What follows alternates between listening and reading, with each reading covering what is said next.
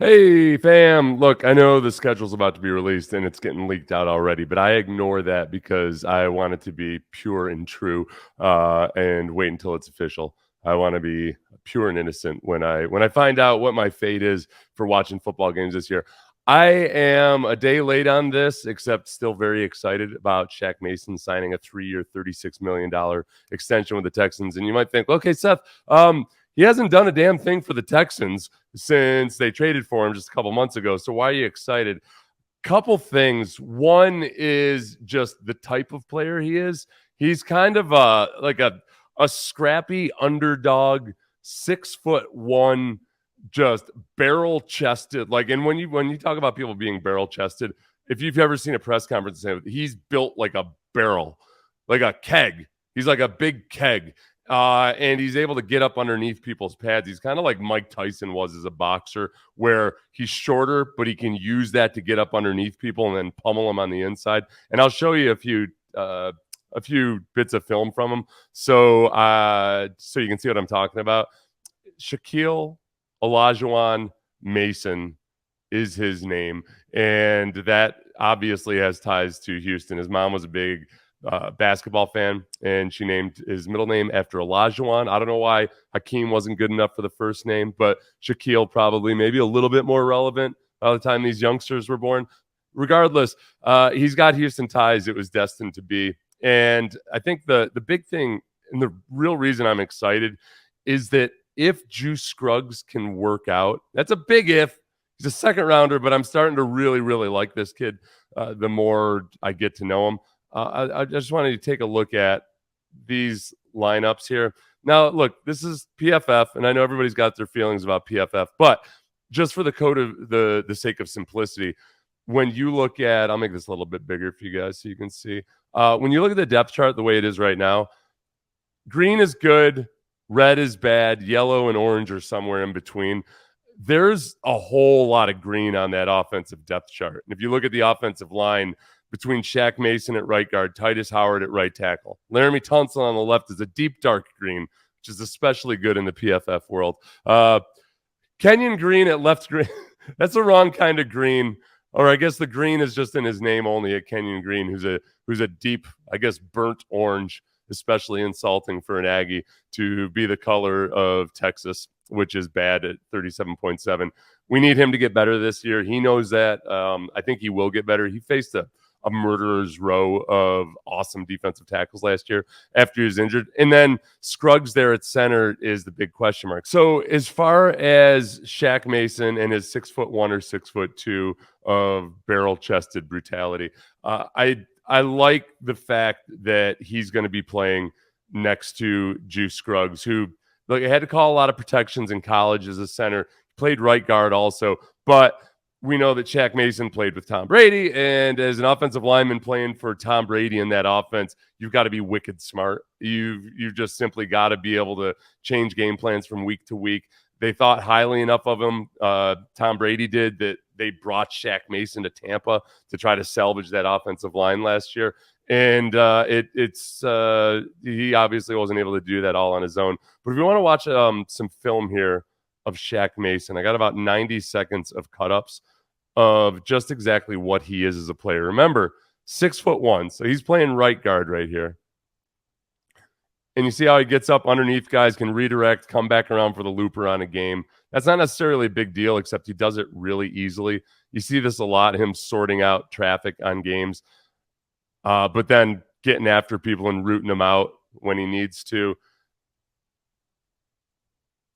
He can regain his balance really well. I mean, he uses that size that should be a weakness to really making a big advantage. You see how easily he gets into guys' bodies? And that one right there, just a really nice job of getting his hips around. He's very quick.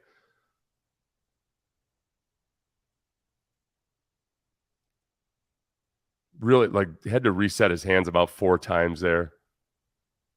Again, Mike Tyson, I don't think Mike Tyson's an unfair comparison. I'm obviously not comparing his greatness as within his own field to Mike Tyson, but he's really, really good. And this is a highlight reel too, by the way. But As far as we know, this is the time of year where I've told you guys we only watch highlights. We don't need to know anything bad about anybody. I'll show you some of Juice Scruggs' less impressive plays, though, to be realistic. But you see him just getting out, working up to the second level, just is always in really good position. I think that's another thing that's going to complement Juice Scruggs when I show you some of him. Driving up to the second level. I really like this guy, and I think he's the right. I think he's the right attitude. I think he's the right. I think this is the right price. This is makes him about the 10th or 11th highest paid offensive guard, but on a 3-year contract. So it's nothing exorbitant and nothing that the Texans are going to be stuck with for a long, long time. But it's something you can move forward with when you've got a rookie quarterback potentially playing behind a rookie center. We're going to get to Juice Scruggs here. For those of you who don't know about Juice Scruggs, let me just get it up to his picture here as we start to go. He was less heralded than a few of the other guys, and I know a lot of you were upset about him getting taken when he did. It's important to note that at the Senior Bowl and at the Shrine Game, he really impressed a lot of people. And I'm going to play an interview that he did with Brett Coleman, noted Texans fan and YouTuber, in a little bit. But he really, really impressed a lot of people there.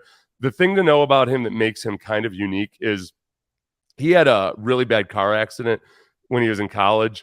Ended up spending 18 months pretty much coming back from that. He played in a reserve role. So 2019, prior to spring practices, suffered a broken back in a car accident, broke a vertebrae, missed that entire season, then played in a reserve capacity some the next year, and then went on to start for 2 years after that. So it's a tough guy who worked his way back and really earned the respect of a lot of people in the way he handled himself when he was injured. They said he became like a coach on the sideline for a young guy at a place like Penn State. So that's not small praise at all. And I think he kind of fits the theme of a lot of what these guys were in the draft this year. A lot of captains that they hired, or that they drafted, and he certainly fits into this. He's not an incredibly awesome athlete. Real quick, we'll play a little bit of an interview before the Rose Bowl so you can get a sense for his personality. You're getting hungry to play now, I can tell. Oh, yeah, I can tell. I've been ready for this forever, and this about to be my last game and in the Penn State uniform, so I'm excited. Juice, thanks. Yeah, no problem. Yeah, so he's excited, and he's this is a kid that you can tell loves to play football and really sacrificed and worked his butt off to get back from a broken back, an injury, mind you, that kept our entire generation from ever stepping on a crack on a sidewalk lest we break our mother's backs. That's how serious an injury it is, and he came back from it. So you're gonna see here he's at center. He's played right guard too, but center is where everybody's projecting him. And the thing, like right there, he really wheels his hips around very, very well. For a guy that's not super fast or athletic, he plays with really good body position almost all the time. And because of that, there's a lot of times where he's able to wheel his hips on guys and make up for, because he's got good hands and can get a hold of guys, he makes up for some of his lack of foot speed with just really good body positioning, which is kind of that's what it is on the inside there. It's a wrestling match, and he's got some of those wrestler tendencies that coaches really like.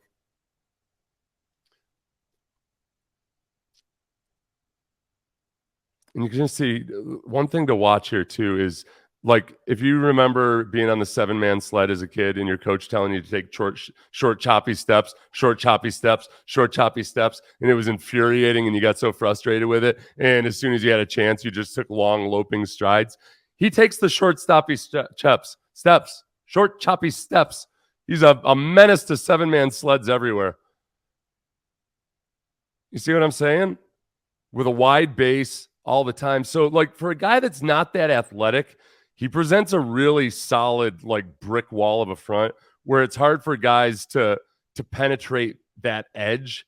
The question is just, what does he do when his foot speed's not enough? And that's the only thing I'm really concerned about with him. Like right there, he could have done a better job there. He got the job done, but he didn't get the reach block on a play where he was trying to reach somebody. And here he is at right guard. And you can see when he's at right guard, That's where the lack of athleticism compared to certainly guards and some centers showed up. But I mean, fine enough job right there because he's really active with his hands. He keeps that wide base. Here he is back at center. So you kind of got with a lot of open space there without guards to lean on him. He got out of sorts a little bit.